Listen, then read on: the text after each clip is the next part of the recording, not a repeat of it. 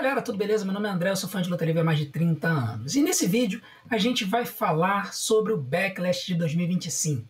Nós temos muitas lutas interessantes e nós vamos fazer um preview completo para você. Então se você estiver meio desatualizado do que está acontecendo na WWE e quiser assistir o Backlash para poder se inteirar, esse vídeo é para você. Fique com a gente até o final que a gente vai poder se divertir e ver tudo o que está por trás das 5 lutas que irão acontecer no Backlash. E a primeira luta que a gente vai trabalhar é a luta entre a Lyra Valkyria e a Becky Lynch pelo campeonato intercontinental feminino. Mas como é que começou essa história? A Lyra, campeã intercontinental, ela iria lutar pelo título de duplas femininas na WWE contra a Liv Morgan e a Raquel Rodrigues, e ela iria lutar com a Bayley. Só que no sábado, no dia 1 da WrestleMania, a Bayley foi atacada e foi retirada do show. E aí, a Lyra precisava de uma substituta e a WWE colocou ela como uma parceira surpresa. Quando chegou no dia 2 da WrestleMania 41, a parceira que surgiu do nada foi a Becky Lynch, que estava há 1 ano afastada da WWE. E junto com a Becky, a Lyra conseguiu conquistar o título de duplas numa luta mais ou menos pra boa que aconteceu no show. Muito bem, quando chegou no Raw no dia seguinte, a Liv Morgan e a Raquel Rodrigues ganharam a sua revanche. E a Lyra e a Becky lutaram, fizeram uma luta até melhor do que a da WrestleMania, só que, para desespero das duas, a Lyra acabou tomando um Oblivion da Liv Morgan, perdendo o cinturão para as duas. Com isso, a Lyra e a Becky perderam o título de duplas um dia depois de terem ganho. E aí a Becky, que havia sido atacada pela Raquel Rodrigues do lado de fora do ringue, quando ela entra, inicialmente ela abraça a Lyra, fala que tudo bem e tudo mais, só que depois ela vai e começa a atacar a Lyra, aplica um Manhandle Slam nela, e com isso ela acaba virando uma vilã. E quando aconteceu no Raw seguinte, para Becky explicar por que ela tomou essa decisão, ela disse que, primeiro, foi ela que havia atacado a Bayley. Ela confessa que ela havia atacado a Bayley. E, além disso, ela diz que ela havia se voltado contra a Lyra porque a Lyra era amiga da Bayley. E ela havia atacado a Bayley porque a Bayley, no passado, como vilã, havia perseguido muito ela, como mocinha e tal. Então, ela falou para o público, olha, não me tentem transformar numa vilã nessa história, porque a Bayley começou isso tudo. Então, a Becky, ela chega a falar, olha, vocês estão vaiando uma pessoa que está cumprindo com a sua obrigação, tirando o lixo fora da companhia, falando que a Bayley seria esse lixo. E depois ela fala que a Lyra era um pouco menos pior, mas também era lixo, né?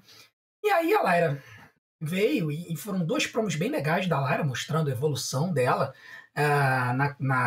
no microfone. E aí ela disse que a Becky era lixo reciclado, estava reciclando lixo por muitos anos. E nessa disputa de promos, a Lyra desafia a Becky para uma luta, para aquele mesmo dia. A Becky não aceita, disse que ela só iria lutar em um local importante, que não seria naquele dia, naquele local. A Lyra então chegou e disse que elas poderiam lutar no Backlash e ela colocaria o cinturão intercontinental em jogo. Então, foi assim que essa luta foi marcada. Eu acredito que essa vai ser uma luta muito boa, porque ambas são boas lutadoras. A Lyra, ela tem uma qualidade de golpes e uma variedade de golpes bem interessante, e a Becky, ela é mais conhecida por apanhar do que pela essa grande variedade de movimentos, né? Ela toma muitos bumps nas suas lutas. Então eu acredito que vai ser uma boa luta, eu acredito que pode dar liga nessa luta. Se ela tiver uma luta que for uma luta de mais de 10 minutos, vai ser uma luta com potencial de 3 estrelas e meia, não tenha dúvida nenhuma disso. Eu gostaria que a Lyra mantivesse seu cinturão para ela continuar alavancando a sua evolução como lutadora, mas eu acho que a Becky Lynch vai acabar saindo campeã. Essa é a minha aposta. A Becky vai sair campeã, ainda mais porque no último Monday Night Raw, quem saiu por cima segurando o título, esfregando o título na cara da adversária foi a própria Lyra. Então, geralmente, quando a WWE bota uma lutadora ou um lutador saindo por cima num show, ele vai perder o show seguinte. Então, eu acredito que a Lyra vai perder esse cinturão, a Becky vai ser campeã e a Lyra vai persegui-la por um tempo. Esse é o resultado que eu acredito que essa luta terá. A próxima luta que a gente vai trabalhar é a luta pelo campeonato intercontinental masculino entre o Dominic Mysterio, que é o campeão, e o Penta, que é o oponente. E aqui o background dessa luta, ele vem de antes da WrestleMania. O Penta, ele se inseriu na luta pelo campeonato intercontinental contra o Bron Breakker, o Dominic Mysterio e o Finn Balor. Antes do WrestleMania, o Penta e o Dominic fizeram uma luta em que o Penta venceu. E quando foi pro show, o Finn Balor estava fazendo pinfall no Penta depois de aplicar um coup de grace. Mas o Dominic Mysterio roubou a luta, acertando um Frog Splash no Finn Balor e fazendo pinfall no Finn. Ele não fez o pinfall no Penta. E o Penta tinha um pinfall sobre o Dominic antes do show. Então, ficou claro que o Penta teria ali um argumento para poder enfrentar o Dominic, um cara que ele havia derrotado pelo título que o Dominic estava carregando. E depois da WrestleMania, o Penta ainda se envolveu com a Judgment Day em algumas situações. Ele atrapalhou uma luta que o Finn Balor e o J.D. McDonagh estavam fazendo para tentar conseguir o posto de desafiante número 1 ao título de duplas do Raw. Só que por conta da interferência eles acabaram perdendo, e aí essa disputa, essa posição acabou indo para os War Raiders. E aí, depois, no show seguinte, o Penta ele fez uma luta com o J.D. McDonagh, uma luta muito boa, que o Penta venceu. Então, e detalhe, o Judgment Day não foi ajudar o J.D. McDonagh nessa luta. Então o Penta está nesse entreveiro aí com a Judgment Day. Por isso que esse acaba sendo um background bem interessante para essa luta. A minha previsão é que vai ser uma luta muito boa para excelente. Esses dois lutadores, tanto o Penta quanto o Dominic, são muito bons. O Dominic melhorou muito desde quando ele estreou na WWE. E eu acredito que vai ser uma luta com muitas interferências. Eu acho que vai ter interferência da Judgment Day, eu acho que vai ter interferência de El Grande Americano, eu acho que pelo lado do Penta pode ser que o AJ Styles venha ajudar, porque quando o Dominic estava conversando com a Judgment Day um belo dia, o AJ chegou e falou que quem vencesse a luta ele iria desafiar pelo campeonato intercontinental. Então assim, eu acho que vai ter um salseiro de gente interferindo nessa luta. O meu resultado desejado é que o Dominic mantenha o cinturão. Eu acho que está muito cedo para ele perder. E a minha aposta é que o Dominic vai manter o cinturão com muita interferência do Judgment Day e talvez até com uma desclassificação. Pode ser que o AJ Styles venha ajudar o Penta, pode ser que o Rey Fenix venha ajudar o Penta. A gente não sabe. Então, assim, vamos ver o que vai acontecer, mas eu acho que não vai ser uma luta limpa entre o Penta e o Dominic.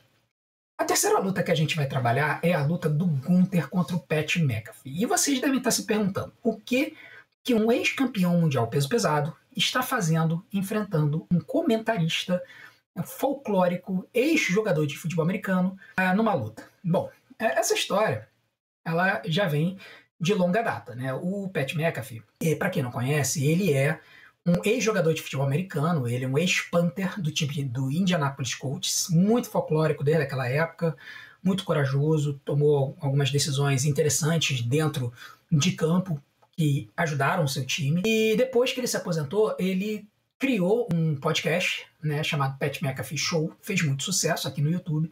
Depois ele se tornou comentarista de futebol americano colegial na ESPN e foi contratado pela WWE para ser comentarista junto com o Michael Cole. Ele já está nesse posto há algum tempo.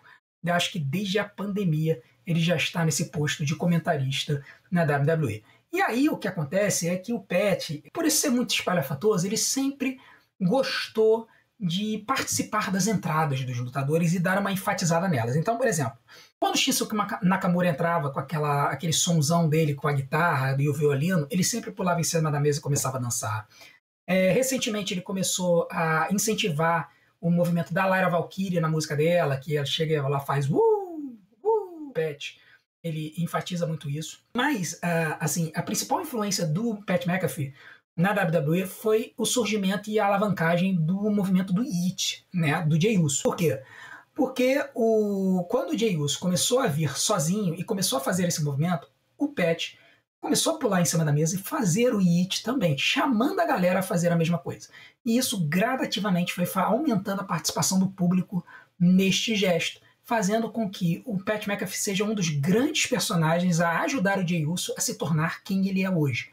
E ele fez isso durante as feuds do Jey Uso contra o Gunther, no Saturday Night Main Event no ano passado, aliás, do início desse ano, e no WrestleMania. Então, quando teve esse entreveiro, sempre que o Jey Uso e o Gunther se enfrentavam e o Jey Uso entrava no ringue com o Gunther dentro, cara, o Pat McAfee e o Michael Cole faziam esse gesto. O Pat conseguiu convencer o Michael Cole a também fazer o hit.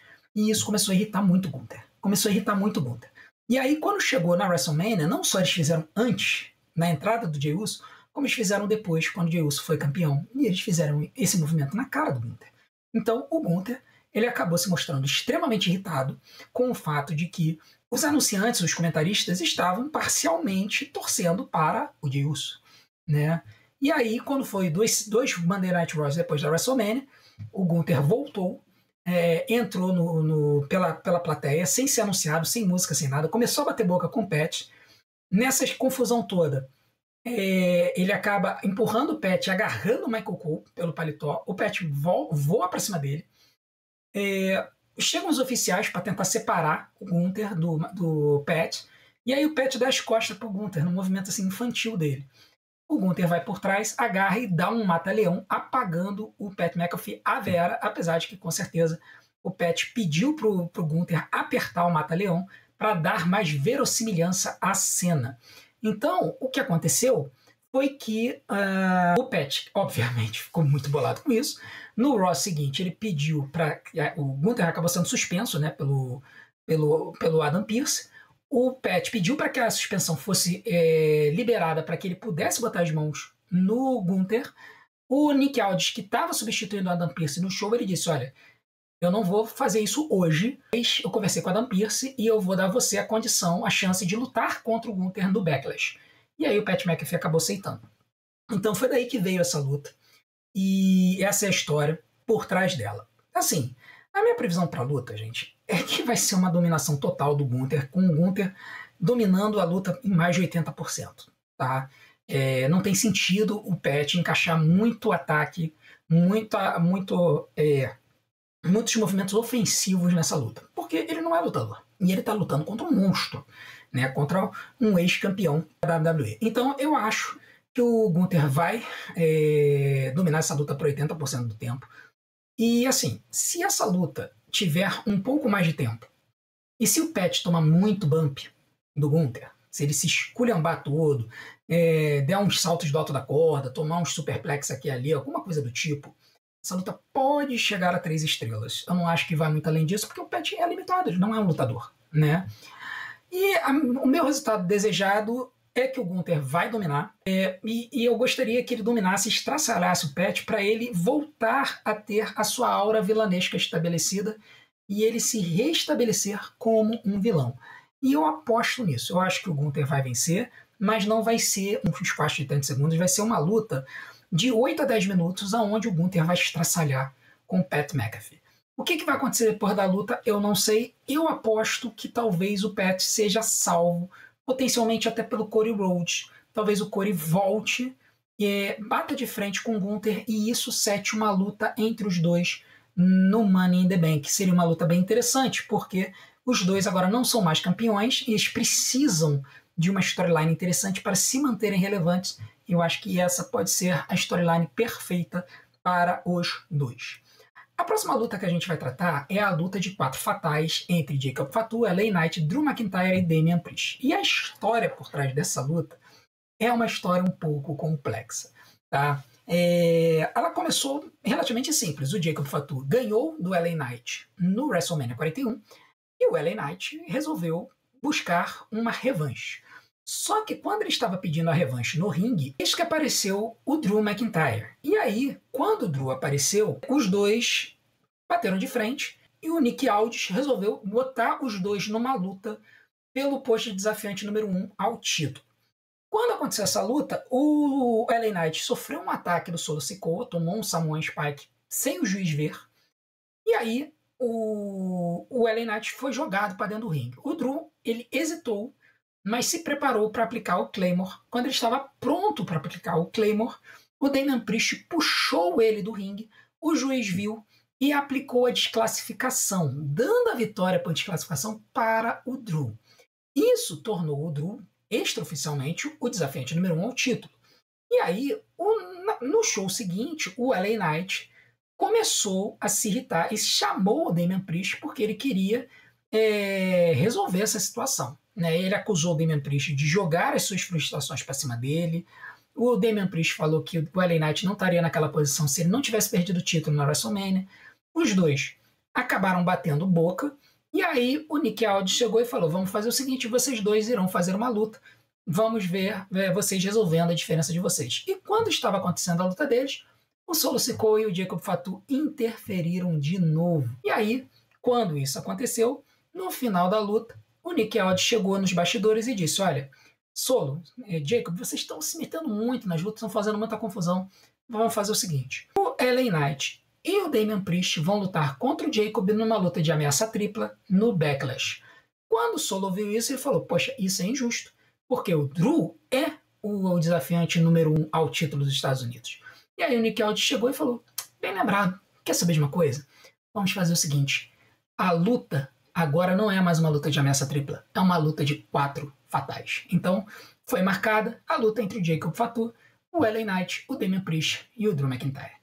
Eu acredito que essa luta vai ser uma luta longa, muito movimentada, violenta, bem divertida, com interferências da Bloodline e possivelmente o retorno do Tom Galoa para ajudar o Jacob Fatu de surpresa a manter o título. É uma luta com potencial de 4 estrelas ou mais, dependendo do tempo da luta e da quantidade de spots que a luta tiver. O meu resultado desejado é que o Drew McIntyre vença a luta, pois eu gostaria muito de ver o Drew vencendo e se tornando campeão de novo e sendo elevado ao posto que ele merece, porque o cara é muito bom, o cara é bom de mídias sociais, o cara é bom de microfone, o cara é bom de ringue, o cara tem uma aura e um carisma espetaculares, não é possível que a WWE não empurre ele, entendeu? Então, assim, pra mim, que seria legal seria o Drew, e o caminho para isso seria o Solo Sikoa interferir na luta e acabar acertando o Jacob sem querer, iniciando uma rivalidade definitiva entre o Solo Sikoa e o Jacob Fatu, apontando lá na frente para SummerSlam. Mas a minha aposta é que o Jacob Fatu vai manter o seu cinturão e vai ter muita ajuda do Solo Sikoa e talvez do Tom Galoa para poder manter o campeonato dos Estados Unidos. Vamos ver se isso irá se cumprir ou não. E a última luta do nosso Backlash de 2025 é a luta entre John Cena e Randy Orton pelo campeonato da WWE. E aqui, gente, o background é muito simples. O John Cena enfrentou o Cody Rhodes na WrestleMania 41, no Main Event, fez aquela luta modorrenta de sono, ganhou o seu 17º título após a interferência do Travis Scott e ele acertar o cinturão na cabeça do Cody, depois do Cody ter o cinturão na mão, ter a chance de fazer isso com o Cena e não aceitar jogando o cinturão de lado. O Cena acertou um low blow e depois acertou o cinturão na cabeça do Cody Rhodes, fazendo pinfall e ganhando a luta. E aí no Raw, depois da WrestleMania, enquanto o Cena estava fazendo uma promo esculhambando os fãs como ele tem feito ultimamente, o Randy Orton veio para trás e aplicou um RKO, e aí no show seguinte ele desafiou o John Cena a uma luta no Backlash. Então foi assim que essa luta foi marcada. A WWE está vendendo essa luta como uma última vez, que seria o encerramento dessa rivalidade lendária que eles têm, que dura mais de uma década, e assim, eu acho uma pena ser a última vez. Eu acho que poderia ser uma rivalidade que eles poderiam estender facilmente até o SummerSlam. Mas não é isso que irá acontecer. Eles estão vendendo como uma última vez que essa luta irá acontecer. Assim, a minha previsão é que essa luta será uma luta metódica do John Cena. Apesar de ser uma luta com potencial de uma luta 5 estrelas, uma luta antológica, uma luta mágica, uma luta maravilhosa, eu acho que o John Cena vai desacelerar a luta e vai entregar uma luta modorrenta, chata, ruim, da mesma forma que ele entregou a luta da WrestleMania, seguindo essa história dele de que ele está querendo destruir a luta livre. Então eu acho que ele vai entregar uma luta ruim de propósito. O Randy vai tentar acelerar a luta com seus movimentos clássicos, mas eu acho que essa luta vai ser assim. E eu acho que o teto dessa luta é 3 estrelas a 3 estrelas e meia se a luta passar de 20 minutos. Tá? Então, assim, vai ter que ter muito esforço deles para essa luta passar disso. Vai ser uma grata surpresa para mim se a luta acabar sendo uma luta épica. Eu adoraria que fosse um clássico da luta livre de 40 minutos entre os dois. Mas algo me diz que não vai ser isso que vai acontecer. O meu resultado desejado, eu gostaria que o Orton ganhasse o 15º título e o Cena ficasse desafiando ele até dezembro sem ganhar, porque eu não gosto do John Cena, nunca gostei, sou hater dele mesmo, não tô nem aí. e é por causa disso que eu gostaria que o Randy ganhasse o 15º, 16º, 17º, 18º e tirasse ele do topo do ranking. É assim que eu vejo. Mas eu sei que não vai acontecer. O John Cena, na minha aposta, ele vai vencer essa luta. Vai ser uma luta chata, uma luta ruim. E eu acho que ele carrega esse título até dezembro. E ele só não perde o título para o Cody Rhodes em dezembro se acontecer alguma contusão catastrófica com o Cody, fazendo com que a WWE tenha que mudar os seus planos do nada. Mas se isso não acontecer, e eu acho que não vai acontecer, eu acho que o John Cena vence a luta com o Randy Orton agora e ele carrega esse título até dezembro, quando ele perde para o Cody Rhodes. Bom, esse é o nosso preview do Backlash e eu quero agora saber a opinião de vocês. Qual é a opinião de vocês com relação aos resultados das lutas? Quem vocês acham que irão vencer as lutas? Qual vai ser a qualidade das lutas? E o que vocês acham que pode acontecer de diferente, de estranho, de novidade no show? Eu quero saber a opinião de vocês. Então deixem a opinião de vocês aqui embaixo, porque eu sempre me amarro em ler os comentários de vocês. E não deixe de fazer as outras coisas para ajudar no nosso canal, principalmente hypem os nossos vídeos, porque esse negócio parece que está funcionando. Já ajudou outros vídeos nossos, eu tenho certeza que pode ajudar esses e outros vídeos que a gente tem colocado. A gente vai se ver ao vivo no sábado, 7 horas da noite, uma hora antes do Backlash. A gente vai estar entrando ao vivo e nós estaremos começando a nossa live. Eu conto com a presença e a audiência de vocês. Vou deixar os vídeos aqui para vocês assistirem e vocês se divertirem. Até lá, a gente se vê do outro lado. Um grande abraço. Até a próxima.